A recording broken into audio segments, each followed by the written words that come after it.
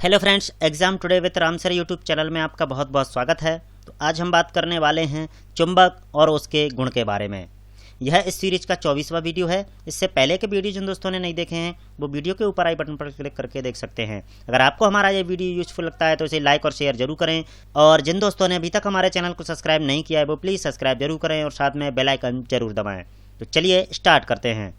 सबसे पहला क्वेश्चन है, स्थायी चुंबक बनाई जाती हैं इस्पात से, टंगस्टन से, दोनों से, या इनमें से कोई नहीं। तो स्थायी जो चुंबक हैं यानी परमानेंट जो मैग्नेट है वो बनाई जाती है दोनों से, यानी इस्पात से और टंगस्टन दोनों से हम स्थायी चुंबक बनाते हैं। ओके, यानी सी इस क्वेश्चन का बिल्कुल करेक्ट आंसर है। चलिए नेक्स्ट क्वेश्चन है, अस्थायी चुंबक बनाई जाती हैं इस्पात से, टंगस्टन से, नर्म लोहे से, या इनमें से कोई नहीं। तो अस्थाई जो चुंबक है वो बनाई जाती है नर्म लोहे से। तो नर्म लोहे से जो हम चुंबक बनाते हैं उसे अस्थाई चुंबक कहा जाता है, और इस्पात से और टंगस्टन से जो चुंबक बनाते हैं वो स्थायी चुंबक होती है। तो यानी इस क्वेश्चन का सी आंसर बिल्कुल करेक्ट है। ओके, नेक्स्ट बात करते हैं, किस ताप पर लोह चुंबकीय पदार्थ अनुचुंबकीय पदार्थ में बदल जाते हैं? परम शून्य ताप पर, हेंस ताप पर, क्यूरी ताप पर, या लॉर्ड ताप पर? तो लोह चुंबकीय पदार्थ अनुचुंबकीय पदार्थ में बदलते हैं क्यूरी ताप पर, यानी सी इस क्वेश्चन का बिल्कुल सही आंसर है। तो लोह चुंबकीय जो पदार्थ हैं वो अनुचुंबकीय पदार्थ में चेंज हो जाते हैं क्यूरी ताप पर। ओके, चलिए नेक्स्ट बात करते हैं, छड़ चुंबक के किनारों पर चुंबकत्व का मान होता है, यानी एक छड़ चुंबक है उसके किनारों पर चुंबक का मान कैसा होगा? अधिकतम होगा, न्यूनतम होगा, शून्य होगा, या इनमें से कोई नहीं। तो जो एक छड़ चुंबक जो होती है उसके सिरों पर जो चुंबकत्व का मान जो होता है वो सर्वाधिक होता है। तो यानी ए इस क्वेश्चन का बिल्कुल सही आंसर है। ओके, चलिए नेक्स्ट बात करते हैं, छड़ चुंबक के मध्य में चुंबकत्व का मान होता है अधिकतम, न्यूनतम, शून्य, या इनमें से कोई नहीं। तो एक छड़ चुंबक है उसके मध्य में जो चुंबकत्व का मान है वो कैसा होगा? सिरों पर चुंबकत्व का मान अधिक होता है तो मध्य में चुंबकत्व का मान कैसा होगा? तो मध्य में होता है शून्य, यानी सी इस क्वेश्चन का बिल्कुल करेक्ट आंसर है। तो छड़ चुंबक होती है उसके सिरों पर चुंबकत्व का मान अधिक होता है लेकिन मध्य में चुंबकत्व का मान शून्य होता है। ओके, नेक्स्ट बात करते हैं, किसी चुंबक के चुंबकत्व का मान सर्वाधिक होता है मध्य में, ध्रुवों में, दोनों में, या इनमें से कोई नहीं। तो अभी हमने यह क्वेश्चन डिस्कस किया था कि किसी चुंबक के चुंबकत्व का मान सर्वाधिक कहाँ होता है? मध्य में नहीं होता है क्योंकि मध्य में शून्य होता है, ध्रुवों में, दोनों में, या इनमें से कोई नहीं। तो करेक्ट आंसर क्या हो जाएगा? ध्रुवों में। तो ध्रुवों में किसी चुंबक का चुंबकत्व सर्वाधिक होता है। ध्रुव होते हैं एन और एस दोनों। ओके, यानी उत्तरी ध्रुव और दक्षिणी ध्रुव दोनों में चुंबकत्व का मान सर्वाधिक होता है, यानी बी इस क्वेश्चन का बिल्कुल सही आंसर है। ओके, चलिए नेक्स्ट बात करते हैं, चुंबकीय क्षेत्र का मात्रक होता है गॉस, टेस्ला, दोनों, या इनमें से कोई नहीं। तो चुंबकीय क्षेत्र यानी चुंबक के चारों ओर का वह क्षेत्र जहां पर हम चुंबकत्व का अनुभव करते हैं वह एरिया पूरी चुंबकीय क्षेत्र कहलाती है। तो इसका मात्रक क्या होता है? इसका मात्रक होता है गॉस और टेस्ला दोनों, यानी गॉस भी होता है और टेस्ला भी होता है, यानी सी इस क्वेश्चन का बिल्कुल करेक्ट आंसर है। ओके, नेक्स्ट बात करते हैं, निम्न में से कौन प्रतिचुंबकीय है? लोहा, बिस्मिथ, निकिल, या कोबाल्ट? तो इन सभी में से प्रतिचुंबकीय जो पदार्थ है वो है बिस्मिथ, यानी 20 क्वेश्चन का बिल्कुल सही आंसर है। ओके, तो प्रतिचुंबकीय पदार्थ है बिस्मिथ। ओके, नेक्स्ट बात करते हैं, अनुचुंबकीय पदार्थ है सोडियम, प्लेटिनम, एल्यूमिनियम, या उपरोक्त सभी? तो अनुचुंबकीय पदार्थ हो जाएंगे उपरोक्त सभी। तो यह सभी पदार्थ अनुचुंबकीय पदार्थ हैं, सोडियम, प्लेटिनम और एल्यूमिनियम, ये सभी। ओके, यानी डी इस क्वेश्चन का बिल्कुल सही आंसर हो जाएगा। चलिए नेक्स्ट बात करते हैं, लोह चुंबकीय पदार्थ है आयरन, निकिल, कोबाल्ट, या उपरोक्त सभी? तो चुंबकीय जो पदार्थ होंगे वो हो जाएंगे उपरोक्त सभी, यानी डी इस क्वेश्चन का बिल्कुल सही आंसर हो जाएगा। नेक्स्ट बात करते हैं, प्राकृतिक चुंबक है लोडस्टोन, मैग्नेटाइट, दोनों, या इनमें से कोई नहीं? तो जो प्राकृतिक चुंबक होती हैं वो दोनों हैं, मैग्नेटाइट और लोडस्टोन, यह दोनों एक प्राकृतिक चुंबक हैं। ओके, नेक्स्ट बात करते हैं, स्थायी चुंबक का निर्माण करते हैं टिकोनॉल से, एल्लिको से, दोनों से, या इनमें से कोई नहीं? तो एक स्थायी चुंबक का हम निर्माण करते हैं दोनों से, यानी टिकोनाल से और एल्लिको से, दोनों से हम स्थायी चुंबक का निर्माण करते हैं। और फर्स्ट क्वेश्चन में हमने बात की थी तो स्थायी जो चुंबक बनाई जाती हैं वो टंगस्टन और इस्पात दोनों से बनाई जाती हैं। ओके, और टिकोनाल से भी और एल्लिको से भी स्थायी चुंबक बनाई जाती हैं। ओके, चलिए नेक्स्ट बात करते हैं। चुंबकीय तीव्रता का मात्रक होता है ऑस्टेड, मीटर, ऑस्टेड प्रति मीटर या फाई। तो चुंबकीय तीव्रता का जो मात्रक होता है वो होता है ऑस्टेड प्रति मीटर, यानी सी इस क्वेश्चन का बिल्कुल करेक्ट आंसर है। ओके, चलिए नेक्स्ट बात करते हैं। चुंबकीय तीव्रता का सीजीएस में मात्रक है, तो सीजीएस पद्धति में चुंबकीय तीव्रता का मात्रक क्या होगा? ऑस्टेड, टेस्ला, गॉस या उपरोक्त सभी। तो सीजीएस पद्धति में चुंबकीय तीव्रता का मात्रक होता है ऑस्टेड। ओके, यानी ए इस क्वेश्चन का बिल्कुल सही आंसर है। चलिए नेक्स्ट बात करते हैं। चुंबकीय फ्लक्स का मात्रक होता है वेबर, टेस्ला प्रति वर्ग मीटर, दोनों या इनमें से कोई नहीं। तो चुंबकीय फ्लक्स का जो मात्रक होता है वो होता है टेस्ला प्रति वर्ग मीटर, यानी बी इस क्वेश्चन का बिल्कुल सही आंसर है। ओके, चलिए नेक्स्ट बात करते हैं। चुंबकीय फ्लक्स का सीजीएस में मात्रक होता है, तो चुंबकीय फ्लक्स का सीजीएस में मात्रक क्या होता है? गॉस, वेबर, मैक्सवेल या उपरोक्त सभी। तो चुंबकीय फ्लक्स का सीजीएस पद्धति में मात्रक होता है मैक्सवेल, यानी सी इस क्वेश्चन का बिल्कुल सही आंसर है। ओके, चलिए नेक्स्ट बात करते हैं। चुंबकीय प्रेरण का मात्रक होता है टेस्ला, वेबर प्रति वर्ग मीटर, गाउस या उपरोक्त सभी। चुंबकीय प्रेरण का मात्रक होता है वेबर प्रति वर्ग मीटर, यानी 20 क्वेश्चन का बिल्कुल सही आंसर है। ओके, नेक्स्ट बात करते हैं। डायनेमो का आर्मेचर किसका बना होता है? लोह चुंबकीय पदार्थ से, प्रतिचुंबकीय पदार्थ से, अनुचुंबकीय पदार्थ से या उपरोक्त सभी से। तो डायनेमो का जो आर्मेचर होता है, जो मोटर में बीच में घूमता है, वह बना होता है लोह चुंबकीय पदार्थ से, यानी ए इस क्वेश्चन का बिल्कुल करेक्ट आंसर है। चलिए नेक्स्ट बात करते हैं। चुंबकीय क्षेत्र प्रबलता का मीट्रिक यूनिट है ऑस्टेड, फैराडे, प्लांक या टेस्ला। तो चुंबकीय क्षेत्र प्रबलता का मीट्रिक यूनिट है ऑस्टेड, यानी ए इस क्वेश्चन का बिल्कुल सही आंसर है। ओके, नेक्स्ट बात करते हैं। विद्युत चुंबकीय प्रेरण के प्रतिपादक कौन है? यानी विद्युत चुंबकीय प्रेरण की खोज किसने की? मैक्सवेल ने, फैराडे ने, प्लांक ने या न्यूटन ने। तो विद्युत चुंबकीय प्रेरण की खोज की थी फैराडे ने, यानी 20 क्वेश्चन का बिल्कुल सही आंसर है। तो विद्युत चुंबकीय प्रेरण का जो प्रतिपादन किया था, खोज की थी, वो की थी फैराडे ने। ओके, नेक्स्ट बात करते हैं। चुंबक के असंख्य परमाणुओं के समूह को क्या कहा जाता है? डॉप्सन, डाल्टन, डोपेन या डोमेन। तो चुंबक के जो असंख्य परमाणुओं का जो समूह होता है, उस समूह को कहा जाता है डोमेन, यानी डी इस क्वेश्चन का बिल्कुल सही आंसर है। ओके, चलिए नेक्स्ट बात करते हैं। ध्रुवों पर नवन कोण यानी न्यूनतम कोण का मान कितना होता है?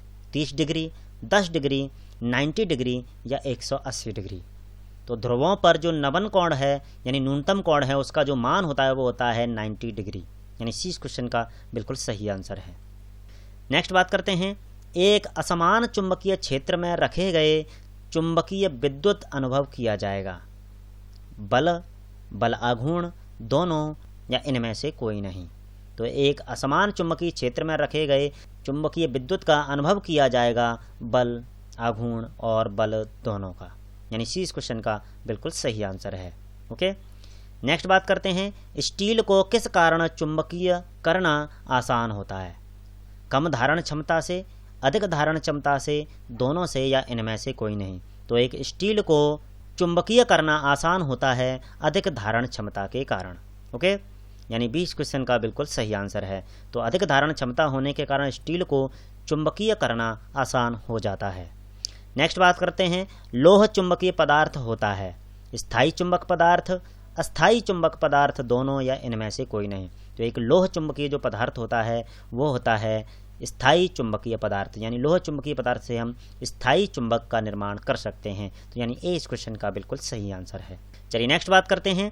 प्रतिचुंबकीय पदार्थों की चुंबकनशीलता होती है यानी प्रतिचुंबकीय जो पदार्थ होते हैं उनकी चुंबकशीलता कैसी होती है? बहुत कम होती है, बहुत अधिक होती है, सामान्य होती है, या इनमें से कोई नहीं। तो प्रतिचुंबकीय जो पदार्थ होते हैं उनकी चुंबकन जो शीलता होती है वो बहुत ही कम होती है, यानी ए इस क्वेश्चन का बिल्कुल सही आंसर है। तो प्रतिचुंबकीय जो पदार्थ होते हैं वो बहुत कम चुंबकनशीलता वाले होते हैं। ओके, नेक्स्ट बात करते हैं, चुंबकीय बल रेखाओं को चुंबक की चुंबक के बाहर दिशा होती है। चुंबकीय बल रेखाओं की चुंबक के बाहर की दिशा होती है नॉर्थ से साउथ की ओर, साउथ से नॉर्थ की ओर, दोनों या इनमें से कोई नहीं। तो चुंबकीय बल रेखाओं की जो दिशा होती है चुंबक के बाहर वो होती है नॉर्थ से साउथ की ओर, यानी उत्तरी ध्रुव से दक्षिणी ध्रुव की ओर यह बल रेखाएं गति करती हैं। ओके, कहाँ पर? चुंबक के बाहर। ओके, नेक्स्ट बात करते हैं कि चुंबकीय बल रेखाओं की जो चुंबक के अंदर की दिशा है वो कैसी होती है। तो चुंबक के अंदर किधर से किधर की तरफ होती है? नॉर्थ से साउथ की तरफ होती है, या साउथ से नॉर्थ की तरफ होती है, या दोनों होती हैं, या इनमें से कोई नहीं। तो चुंबक के अंदर जो होती है चुंबकीय बल रेखाओं की दिशा वो होती है साउथ से नॉर्थ की ओर, यानी बी इस क्वेश्चन का बिल्कुल सही आंसर है। ओके, तो चुंबकीय बल रेखाओं की दिशा चुंबक के अंदर होती है दक्षिणी ध्रुव से उत्तरी ध्रुव की ओर। ओके, चलिए नेक्स्ट बात करते हैं, चुंबकीय बल रेखाओं के बारे में कौन सा कथन सत्य है? यह बंद वक्र बनाती हैं, दो बल रेखाएं एक दूसरे को कभी नहीं काटती हैं, चुंबकीय क्षेत्र जहां प्रबल होता है वहां बल रेखाएं पास पास होती हैं, या उपरोक्त सभी। तो चुंबकीय बल रेखाओं के बारे में यह सभी कथन बिल्कुल सत्य हैं। तो चुंबकीय बल रेखाएं जो होती हैं वह एक बंद वक्र बनाती हैं, और दो बल रेखाएं कभी एक दूसरे को प्रतिच्छेद नहीं करती हैं, यानी एक दूसरे को कभी नहीं काटती हैं। और चुंबकीय क्षेत्र जहां पर प्रबल होता है वहां चुंबकीय बल रेखाएं बहुत ही पास पास होती हैं। तो ये तीनों बातें बिल्कुल सत्य हैं। ओके, चलिए नेक्स्ट बात करते हैं, पृथ्वी का चुंबकीय क्षेत्र लगभग होता है 1 गॉस, 2 गॉस, 4 गॉस, या 10 गॉस। पृथ्वी का चुंबकीय जो क्षेत्र है वो लगभग होता है 1 गॉस, यानी ए इस क्वेश्चन का बिल्कुल करेक्ट आंसर है। ओके, नेक्स्ट बात करते हैं कि एक लंबी धारावाही जो कुंडली होती है वो क्या कहलाती है? चौक कहलाती है, परिनालिका कहलाती है, चुंबक कहलाती है, या ट्रांसफार्मर कहलाती है। तो एक लंबी जो धारावाही कुंडली होती है जिसे तांबे के तार लपेट करके बनाया जाता है वह होती है एक परिनालिका, यानी बी इस क्वेश्चन का बिल्कुल सही आंसर है। ओके, तो धारावाही जो कुंडली होती है वह होती है परिनालिका। चलिए नेक्स्ट बात करते हैं, लोह चुंबकीय पदार्थों के बीच परमाणुओं की असंख्य अति सूक्ष्म संख्या को क्या कहते हैं? वेबर, डॉप्सन, डोमेन, या दिग। तो यह भी क्वेश्चन हम पहले बात कर चुके हैं, डिस्कस कर चुके हैं। तो लोह चुंबकीय पदार्थों के बीच जो परमाणुओं की असंख्य अति सूक्ष्म संख्या जो होती है उसे डोमेन कहा जाता है, यानी सी इस क्वेश्चन का बिल्कुल सही आंसर है। ओके दोस्तों, चलिए नेक्स्ट बात करते हैं, वह क्रिया जिसके द्वारा धातु को अनुचुंबकीय बनाया जाता है। धातु को कैसा बनाया जाए? अनुचुंबकीय बनाया जाता है। किसके द्वारा? मैग्नेटाइजेशन के द्वारा, डिमैग्नेटाइजेशन के द्वारा, दोनों या इनमें से कोई नहीं। तो अनुचुंबकीय जो है बनाया जाएगा डिमैग्नेटाइजेशन के द्वारा, यानी बी इस क्वेश्चन का बिल्कुल सही आंसर है। और चुंबकीय बनाया जाएगा मैग्नेटाइजेशन के द्वारा, और अनुचुंबकीय बनाया जाएगा डिमैग्नेटाइजेशन के द्वारा। ओके, यानी बी इस क्वेश्चन का बिल्कुल सही आंसर है। चलिए नेक्स्ट बात करते हैं, मुक्त रूप से लटकी हुई चुंबकीय सुई का अक्ष भौगोलिक अक्ष के साथ कोण कितना होगा? तो सुई का अक्ष भौगोलिक अक्ष के साथ कोण होगा 0 डिग्री, 90 डिग्री, 180 डिग्री, या 75 डिग्री। तो इस क्वेश्चन का सही आंसर होगा 180 डिग्री। तो चुंबकीय सुई का जो अक्ष है वो भौगोलिक अक्ष के साथ कोण होगा 180 डिग्री का, यानी सी इस क्वेश्चन का बिल्कुल सही आंसर है। ओके, नेक्स्ट बात करते हैं, विद्युत फ्यूज किस सिद्धांत पर कार्य करता है? चुंबकीय प्रभाव के सिद्धांत पर, ऊष्मीय प्रभाव के सिद्धांत पर, स्वप्रेरण के सिद्धांत पर, या अन्योन प्रेरण के सिद्धांत पर। तो विद्युत जो फ्यूज होता है, फ्यूज तार जो होता है वह करता है ऊष्मीय प्रभाव के सिद्धांत पर कार्य। ऊष्मीय प्रभाव के कारण जब विद्युत धारा अधिक प्रवाहित की जाती है परिपथ में तो फ्यूज तार ऊष्मा अधिक प्राप्त करके टूट जाता है और विद्युत धारा का प्रवाह बंद हो जाता है, जिसके कारण हमारे उपकरण खराब होने से और जलने से बच जाते हैं। ओके, तो फ्यूज तार जो है वो ऊष्मीय प्रभाव के सिद्धांत पर कार्य करता है। ओके, नेक्स्ट बात करते हैं, किसी चुंबकीय क्षेत्र में लंबवत रखे पृष्ठ से गुजरने वाली बल रेखाओं को क्या कहते हैं? चुंबकीय फ्लक्स, चुंबकीय प्रेरण, ऊष्मीय प्रसार या उपरोक्त सभी। तो किसी चुंबकीय क्षेत्र में लंबवत रखे पृष्ठ से गुजरने वाली जो बल रेखाएं हैं उनको कहा जाता है चुंबकीय फ्लक्स, यानी ए इस क्वेश्चन का बिल्कुल सही आंसर है। ओके, नेक्स्ट बात करते हैं, किसी चुंबक व चालक के मध्य सापेक्ष गति के कारण उत्पन्न प्रभाव को क्या कहते हैं? चुंबकीय फ्लक्स, चुंबकीय प्रेरण, विद्युत प्रभाव या उपरोक्त सभी। तो किसी चुंबक और चालक के मध्य जब सापेक्ष गति होती है तो उसके कारण जो धारा उत्पन्न होती है उसे कहा जाता है प्रेरित धारा, और उस गति को कहा जाता है चुंबकीय प्रेरण, यानी 20 क्वेश्चन का बिल्कुल सही आंसर है।